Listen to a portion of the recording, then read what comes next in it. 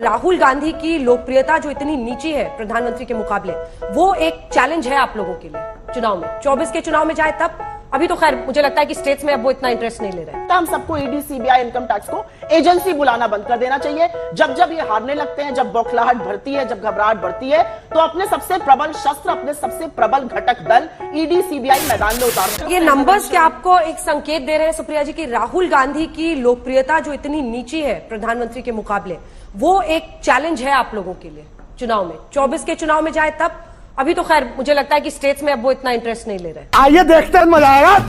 मुझे ऐसा लगता है कि आपने बिल्कुल बेमानी बात करी है इस समय। वो लगातार छत्तीसगढ़, तेलंगाना, राजस्थान, मध्य प्रदेश और मिजोरम का दौरा कर रहे हैं और आप कह रही है वो इंटरेस्ट नहीं ले रहे। वो इन क्षेत्रों में भारत जोड़ो यात्रा निकाल चुके हैं, आप कह रही है इंटरेस्ट नहीं ले रहे। हर हफ्ते वो 3-3, 4-4 रैलियां कह रही हैं, आप कह रही है इंटरेस्ट नहीं ले रहे। ये थोड़ी सी मुझे बहुत चक्का करती है, आप ये कैसे कह रही हैं? आपके साथ मैं हूं अंजना।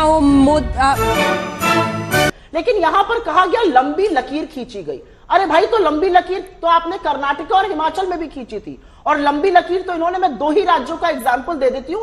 मैं नहीं चाहती मैं अंतरराष्ट्रीय मुद्दों की बात करूं, उस पर तो इनका मुंह ऑलरेडी काला है। तो आपकी सुप्रिया जी, मुझे लगता है सबसे बड़ी आपत्ति थी मोदी की लोकप्रियता बताने पर, लेकिन उन्होंने नंबर्स जो समझाया आपको कि मतलब उन्होंने, ये तो लोगों का आंकड़ा है जो सामने आया है, और उस पर्सपेक्टिव में आप देखें तो राहुल गांधी का भी इजाफा हो रहा है, लेकिन वो उतने बड़े एसेट नहीं दिख रहे हैं कांग्रेस के लिए राहुल गांधी।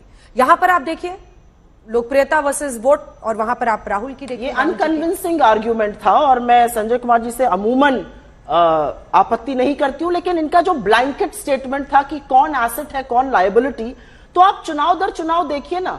हिमाचल प्रदेश में धूमल जी का तो चेहरा था नहीं, ना वहां के चीफ मिनिस्टर का था। हिमाचल प्रदेश में mister Modi was on the ticket, नकारे गए, तो वो लायबिलिटी हुए या एसेट हुए? हमने कहीं पर भी किसी पोस्टर पर ना बासवराव बोम्मई को देखा, ना येदियुरप्पा को देखा। कर्नाटका में मोदी जी के ही चेहरे पर चुनाव लड़ा गया, वही रोड शो करते थे, वही रैली करते थे, वही अनर्गल झूठ बोल रहे थे। जान दे देंगे इसके लिए, क्या बात कर रहे हो आप? प्रचंड जीत हमारी हुई। तो एसेट थे कि लायबिलिटी थे, ये जनता ने तय किया, हिमाचल में भी और कर्नाटका में भी। मुझे ऐसा लगता है कि राहुल गांधी जी की छवि बिगाड़ने के लिए एक प्रायोजित कार्यक्रम था, लेकिन आज जनता समझ रही है, और जनता जिस तरह से मुखरित होकर हमारी ओर मुड़ रही है, हमें लगता है वो हमारे सबसे बड़े एसेट है। तो मैं ब्लैंकेट स्टेटमेंट पर मुझे अभी भी आपत्ति है, मैं कन्विंस नहीं हूं इस एक्सट्रापोलेशन ऑफ लोकप्रियता को लेकर, और मुझे अभी तक संजय जी कन्विंस नहीं कर पाए अपने आंकड़ों से। मैं एक छोटी सी बात और कहूंगी, दोनों की लड़ाई पे भी आपने बागियों की बात करी, और बागियों पे इस चुनाव में बात करना जरूरी है। 2018 और 2023 का चुनाव बहुत अंतर है। 2018 में मोदी जी का जो लोकप्रियता थी वो जरूर ऊंची रही होगी, लेकिन अब मोदी जी लायबिलिटी है, और इसीलिए जब भूपेंद्र यादव मध्य प्रदेश के प्रभारी पहुंचते हैं जबलपुर, तो उनके सामने हाथापाई, मारपीट, गंदी गाली गलौज हो जाती है। तौबा तौबा तौबा, थारा मूड खराब कर लिया।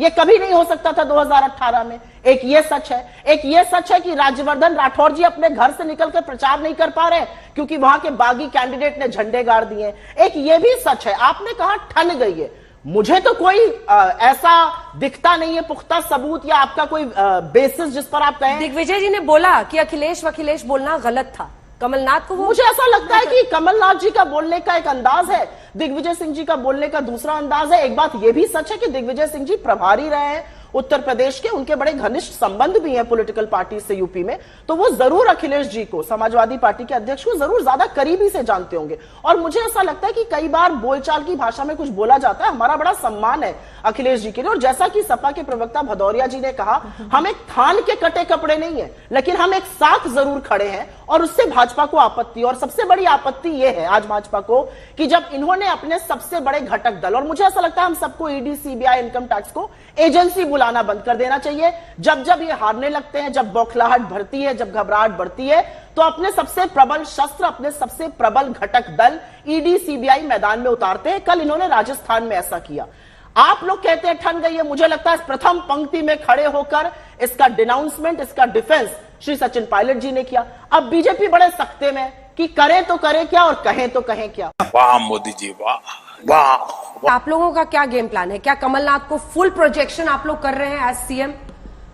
क्योंकि वहां पर दिग्विजय जी और कमलनाथ जी के बीच में ठन गई है, यहां पर ठनी हुई है पहले से सचिन पायलट और अशोक गहलोत के बीच में, लेकिन कम से कम यहां कोशिश दिख रही है सचिन पायलट की तरफ से कि वो जो परेशानियां हैं वो खुलकर सामने नहीं आए।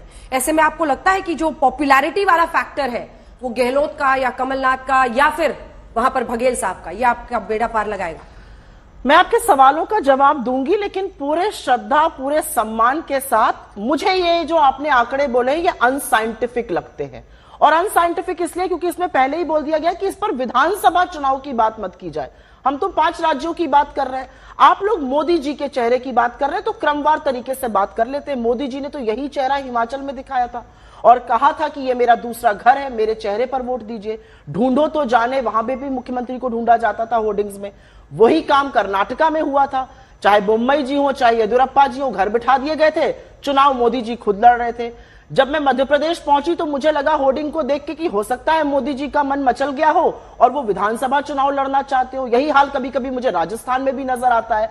तो आप अपनी लोकल लीडरशिप को घर भले बिठा दीजिए, लेकिन असलियत यह है कि आज मोदी जी के चेहरे को नकारा जा रहा है और प्रचंड रूप से नकारा जा रहा है। हिमाचल ने नकारा, जो दूसरा घर था, कर्नाटका ने नकारा, जहां पर हर तरह की बात प्रधानमंत्री ने कही, और अब मध्य प्रदेश जाकर शिवराज सिंह चौहान जी का मंच से नाम ना लेना। आपको लगता है आपके सारे पाप 18 साल के धुल जाएंगे? जी नहीं, बिल्कुल नहीं धुलेंगे। जनता समझती है, जनता जानती है और जनता ये भली भांति बूझती है कि सरकार जो मध्य प्रदेश की रही है, सरकार जो बाकी जगहों की रही है, उस पर वोट पड़ेगा। क्या किया मध्य प्रदेश में? मध्य प्रदेश में 18 साल का शासन था, कर्जा लाद दिया। मध्य प्रदेश में 18 साल का शासन था, बेरोजगारी है। हमने क्या किया? हमने राजस्थान में 25 लाख की हेल्थ बीमा योजना लाए, जो विश्व में सबसे अच्छी है। हम 500 रुपए में सिलेंडर दे रहे हैं। हम छत्तीसगढ़ में 2500 पर धान खरीद रहे हैं, जो पूरे देश में कहीं नहीं खरीदा जा रहा। मोदी जी ने रोना बनने की कोई कीमत नहीं छोड़ी। तो मुझे ऐसा लगता है कि इन सब बातों में ये थोड़ा सा मुझे unscientific, with all due respect, लगता है, क्योंकि पॉपुलैरिटी का एक्सट्रैपोलेशन यहां हो नहीं पा रहा है। चुनाव इस बात के गवाह है, पहली चीज। और अंत में मैं एक बात यह जरूर कहूंगी कि राजस्थान में लच्छेदार बात करना एक चीज है। अरे राजस्थान में इनके जो सांसद और मंत्री लोग चुनाव लड़वाए जा रहे हैं, या मध्य प्रदेश में जो कहते हैं हम तो बड़े नेता बन गए थे, हमें तो हेलीकॉप्टर से प्रचार करना था, कहां चुनाव मैदान में उतार दिया गया। एक साजिश समझ में आती है कि एक पूरी खेप को खत्म कर देने की। राजस्थान में तो इनके कुछ शिरोमणि है जो घर से ही नहीं निकल पा रहे हैं चुनाव प्रचार के लिए। खत्म। एक बात कह के अपनी बात का अंत करती हूं, ये परिवारवाद, ये भ्रष्टाचार की बातें बंद कर दीजिए। भ्रष्टाचार ऐसा था कि कर्नाटका में आपको सुई पटक सन्नाटा नजर आया। भ्रष्टाचार ऐसा है शिवराज सिंह की चौहान की सरकार में कि एक लड़की को बोला जाता है, एक अबोध बच्ची को, कि पैसा दिया जाएगा, सहायता दी जाएगी। 1500 रुपए देते हैं शिवराज सिंह चौहान जी।